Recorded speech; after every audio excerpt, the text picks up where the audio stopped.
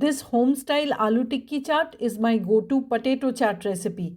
It is comforting and brings back childhood memories. The aloo tikki and the Matar Ghugni are easy to make.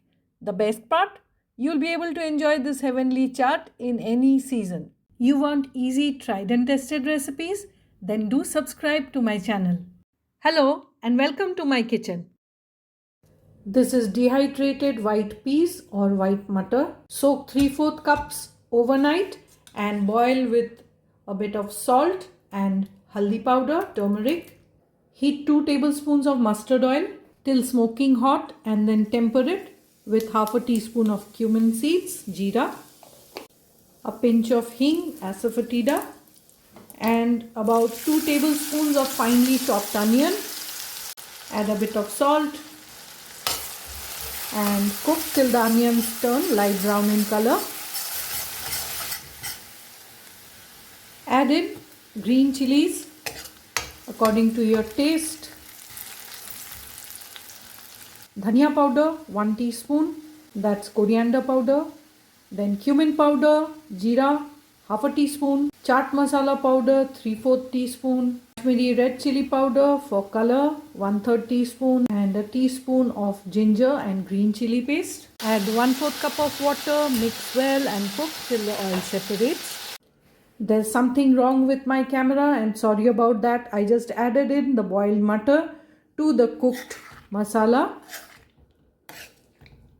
and I'll just mix it and bring that to a boil. That has started to boil. Check the seasoning and adjust it according to your taste. I'll add in a bit of salt, a large pinch of Garam Masala Powder. Mix well. Boil for a couple of minutes and turn off the heat. The matar is ready. Wash and peel 4 large potatoes. You may cut them in half. Cook them till they are just done. I am going to use the pressure cooker to boil them.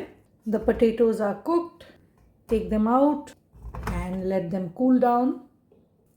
Just mash the potatoes once they have cooled down.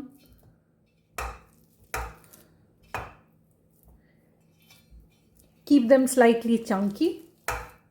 If you like the recipe, give it a thumbs up. Share your feedback in the comments and I'll get back to you. Season with a bit of black salt and the regular table salt. Rice flour, a tablespoon of it. A tablespoon of cornstarch or corn flour. The rice and corn flour will help to make the tikkis crispy. Mix well. See, there are these little chunky pieces as well. Leave it to rest for 5 minutes. You could make the tikkis big or small as you like them. So I managed 9 tikki balls and I've just pressed them into a smooth finished ball and I'll just pat it lightly and shape it into a tikki ready to be fried. You can use vegetable oil or ghee for shallow frying. So they have been cooking for about 2 minutes now and time to flip them. Just look at the lovely golden color. What I like to do is fry them the first time and have them ready. That way when you fry them the second time, they turn out to be really crispy. And that's exactly what I'm going to do.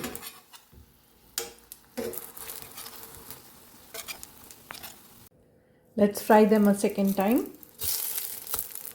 I'll do 4 for now. I'm happy with these. Time to assemble the dish. Some hot matar for the base. The tikkis go on top.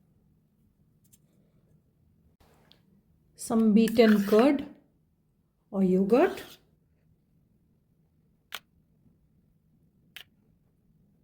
A bit of the sweet imli chutney, hari chutney, black salt, roasted cumin powder, chopped onion, this is optional, some pomegranate pearls, sprouted mung. Serve the aloo tikki chaat piping hot in the winter and slightly warm in the summer. And enjoy!